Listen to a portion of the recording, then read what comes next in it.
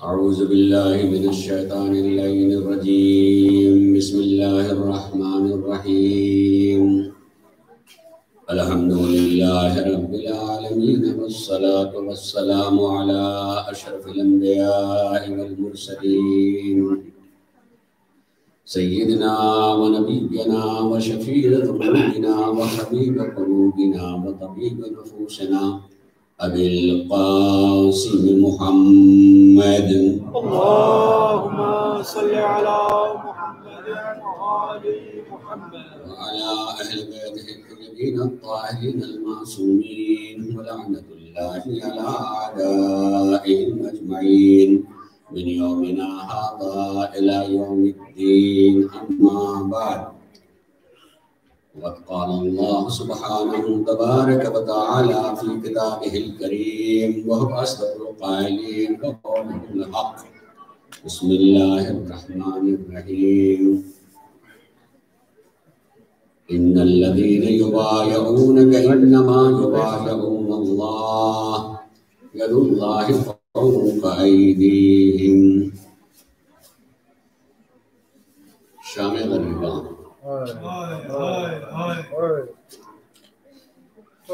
یعنی کیا مطلب؟ غریبوں کی شام،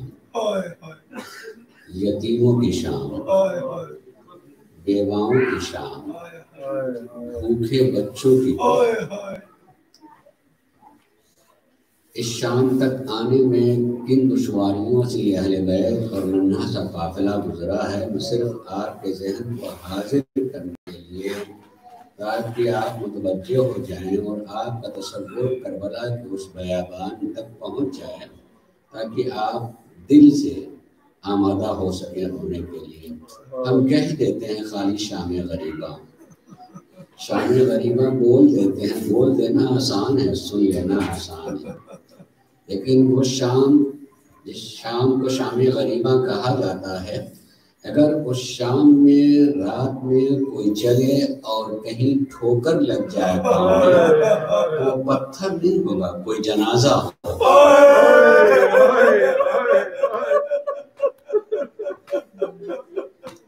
وہ شام غریبہ،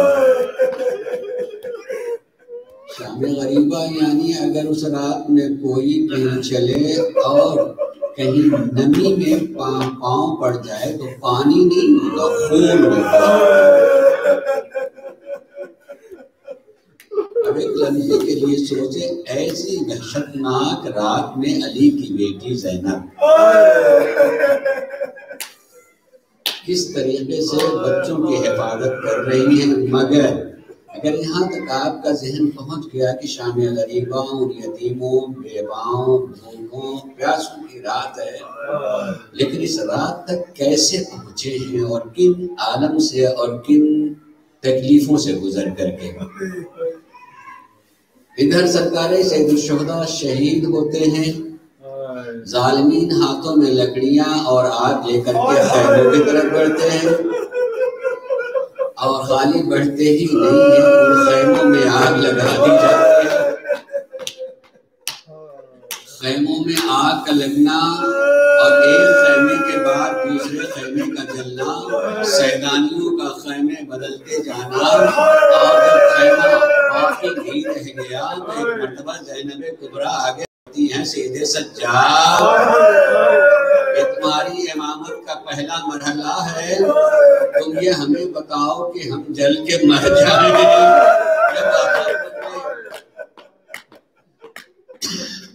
ایک مرتبہ سید سجاد نے کہا کہ اماں جان کا بچانا واجب ہے، وہ ایک لمحے کے لیے سنیے گا، جیسے ہی کہا کہ جان کا بچانا واجب ہے، خیموں سے نکل جائیں تو تاریخ کہتی ہے کہ ایک مرتبہ سیدانیاں جب نکلنا چاہتی ہیں تو ناشرات و شعورہن اور لاتمات و خدودہن، وہ اپنے رخساروں پر تماچے مار رہی تھی اور اپنے بالوں سے چہروں کو چھپا رہی تھی۔ یعنی ان کا اپنے چہروں پر تماچے مارنا یہ اعلان تھا کہ جل کے مر جانا آسان تھا، مگر نامحرم میں گزرنا یہ آسان نہیں تھا۔ سارے خیمے جل جاتے ہیں. انشاءاللہ میں ابھی آپ کے ذہن کو حاضر کر رہا ہوں, بہت روز میں انشاءاللہ آپ کے ذہن کو وہاں تک پہنچا رہا ہوں. خالق سارے خیمے جل گئے, شعلے دھیرے دھیرے کم ہونے لگے اور بکھرے ہوئے بچوں کو اکٹھا کیا جانے لگا. جناب زینب ایک جگہ بیٹھ جاتی ہیں. آپ یقین کریں کہ جب خیمے جلائے گئے ہیں گھوڑے دوڑائے جا رہے تھے, چھوٹے چھوٹے بچے دوڑ رہے تھے, نہ جانے کتنے بچے گھوڑوں کے ٹانگوں کی زد میں آ کر کے شہید ہو گئے. بیان کرنا آسان ہے عزیزوں, کوئی ماں دیکھے کہ میرا بچہ گھوڑوں کی ٹانگوں میں آ گیا, عالم کیا رہا ہوگا بیان نہیں کیا جا سکتا ہے. گھوڑوں کی ٹانگوں میں بچے آگے شہید ہوئے اور ایک مرتبہ جناب زینب تھوڑا سے جگہ بیٹھی ہیں تو دوڑ کر کے جناب فضہ آتی ہیں اور آگے کہتی ہیں شہزادی میں ایک بہت بری خبر سن کے آ رہی ہوں. شہزادی نے کہا فضہ کون سی بری خبر ہو سکتی ہے, کون سی بڑی خبر ہو سکتی ہے؟ یقیناً میرا ماجایا مارا گیا, کیا اس سے بڑی خبر ہو سکتی ہے؟ میرا علی اکبر مارا گیا, کیا اس سے بڑی خبر ہو سکتی ہے؟ میرا علی اصغر دفن کر دیا گیا, کیا اس سے بڑی خبر ہو سکتی ہے؟ ارے قاسم کا جنازہ لایا گیا, کیا اس سے بڑی خبر ہو سکتی ہے؟ ایک مرتبہ فضہ نے کہا نہیں شہزادی اگر آپ دل کو سنبھالے تو میں بتا دوں. کہا نہیں بتا دو, اب کوئی بڑی خبر نہیں ہو سکتی ہے. ایک مرتبہ پھر فضہ نے کہا ذرا سا اپنے ہاتھ کو اپنے سینے پہ رکھے. کہا نہیں فضہ بیان کر دو. میں ایک مرتبہ کہنا تھا شہزادی میں سن کے آئی ہوں کہ ظالمین کہہ رہے ہیں گھوڑوں کی نال بندی کرو, جنازوں کو پامال کرو. اور یہ سننا تھا. زینب جلدی سے کھڑی ہو گئی اور دوڑ کے میدان کی طرف گئی. کیا دیکھا, سارے جنازے الگ کر دیے گئے. ایک بھیا کا جنازہ, ایک حسین کا جنازہ میدان میں ہے. ارے ادھر کے گھوڑے ادھر اور ادھر کے گھوڑے ادھر. زینب نے دیکھا فریاد کی بھیا حسین, بڑی مجبور ہے آپ کی بہن, بڑی مجبور ہے بھیا آپ کی بہن کہ آپ کو بچا نہیں سکتی ہے. جب تھوڑا سا آرام ہوا تو آگے بڑھ کر کے جنازے کے میں جو تیروں پہ تھا, ایک مرتبہ زینب نے تیروں سے ہاتھ گزار کر کے بھائی کے جنازے کو پکڑا. اللہم تقبل ھذا القربان, پروردگارا اس قربانی کو قبول فرما لے, اس قربانی کو قبول فرمائے.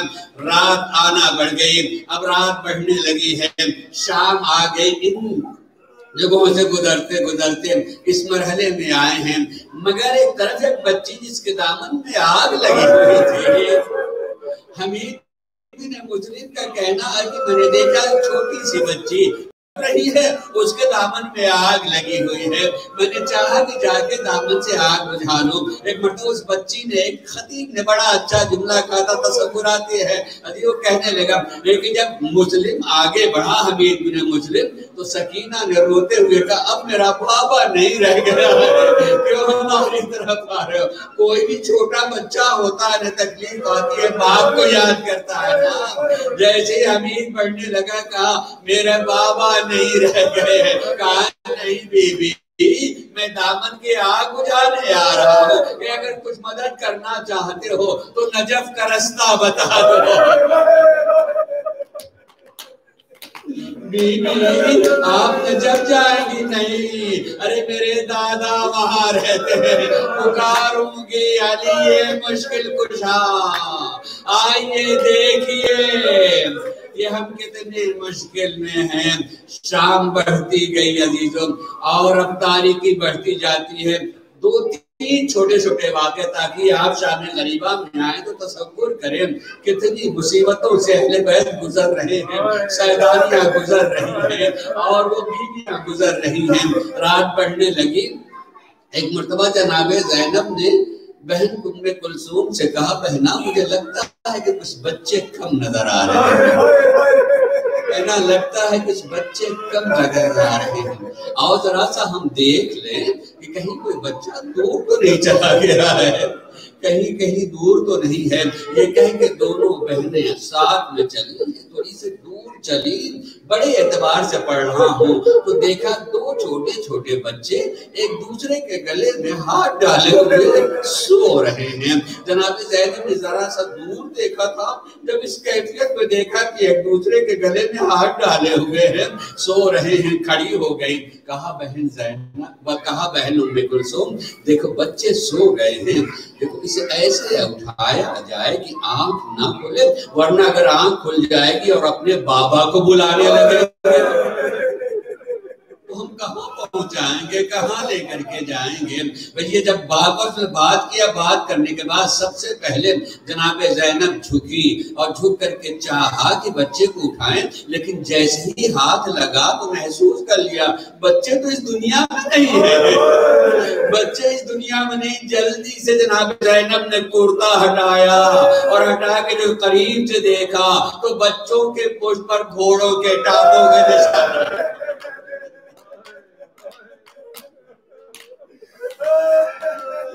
ارے جب خیمہ میں آگ لگی تھی گھوڑے دوڑائے گئے، بچوں ان گھوڑوں کے سموں کے زد میں آ گئے اور اس دنیا سے چلے گئے۔ ایک مرتبہ زینب اٹھی، نجف کا رخ کیا، بابا در خیبر کا اکھاڑنا آسان ہے لیکن شام غریبہ میں یتیموں کا جنازہ اٹھانا، یتیموں کا جنازہ اٹھانا، یہ آپ کی بیٹی کر رہی ہے۔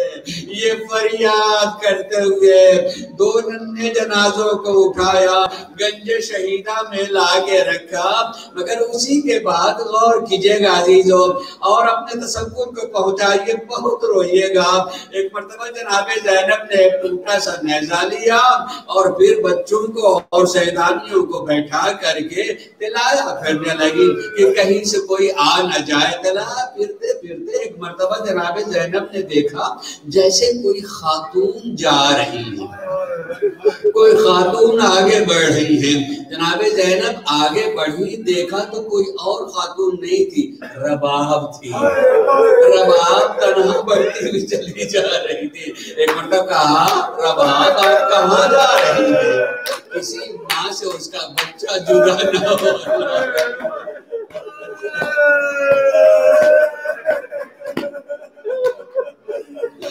آپ کے سناٹے میں ماں جس کی ابھی ابھی گود خالی ہو گئی تھی، ارے بڑھتی ہوئی جا رہی ہے۔ زینب نے کہا رباب آپ کہاں جا رہی ہیں؟ سر کو جھکا کے ایک جملہ کہا، شہزادی جی چاہ رہا ہے میں اپنے لال علی اصغر کی قبر پہ بیٹھ جاؤں۔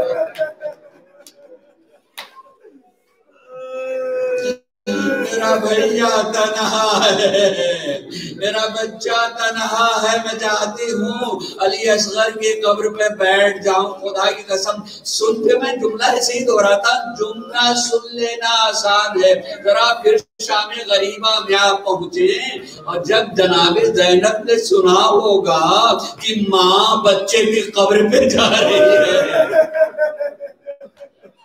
علی اصغر کی قبر پہ جا رہی ہے، تو زینب کے دل کو کیا گزری ہوگی؟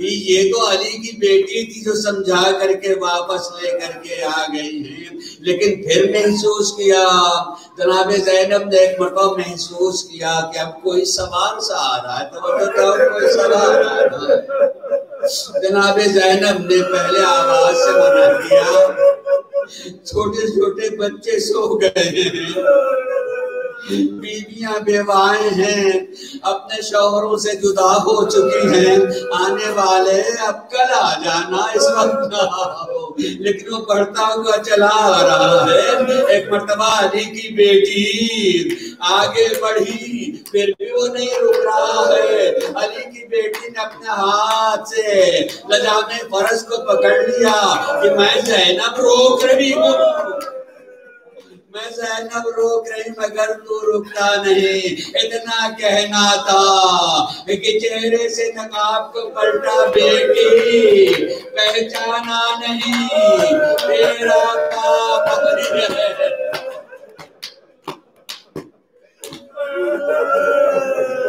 علیہ اس وقت پر یاد کرنا شروع کیا بابا اب آئے میرا بھیا حسین نہیں رہا. بابا اب آئے میرا علی اصغر نہیں رہا. بابا اب آئے علی اکبر شہید ہو. ارے کوئی باپ کے ذریعے کہانی سن بیٹی یہ تمہارا امتحان تھا. زینب صبر کرنا. یقیناً اس مرحلے سے گزرنے کے بعد آخری بات کہوں گا عزیزو اسی شب میں کچھ دیر کے بعد دیکھا کہ اب سکینہ نہیں دکھائی دے رہی.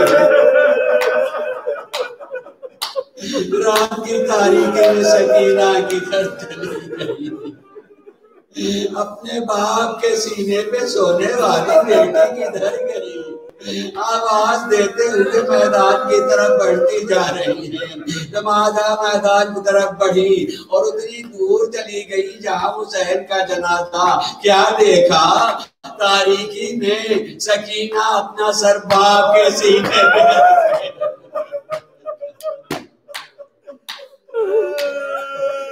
اور اس کے بعد میں نے روایت نہیں دیکھی بڑے معتبر زبان سے میں نے سنا ہے کہ جیسے ہی جناب زینب وہاں پہنچی چاہا کہ سکینہ کو اٹھا لے تو ایک مرتبہ حسین کا ہاتھ حرکت میں آیا. آواز آئی بہن زینب تھوڑا سا سو لے دو. سکینہ نے بڑے تماچے کھائے. زینب تھوڑی دیر رہنے دو. یقیناً ایک مرتبہ پھر آواز دی سکینہ کو کہا بیٹا تم یہاں تک پہنچی کیسے؟ ماں میں بابا کو یاد کر رہی تھی. بابا کو یاد کی آواز آئی الیہ الیہ بنیہ سکینہ ارے میری بیٹی ادھر آ جاؤ ادھر آ جاؤ. میں آواز کے سہارے بابا تک پہنچائے لیکن زینب کی ذمہ داری تھی خیموں تک لے کر کے آ گئی.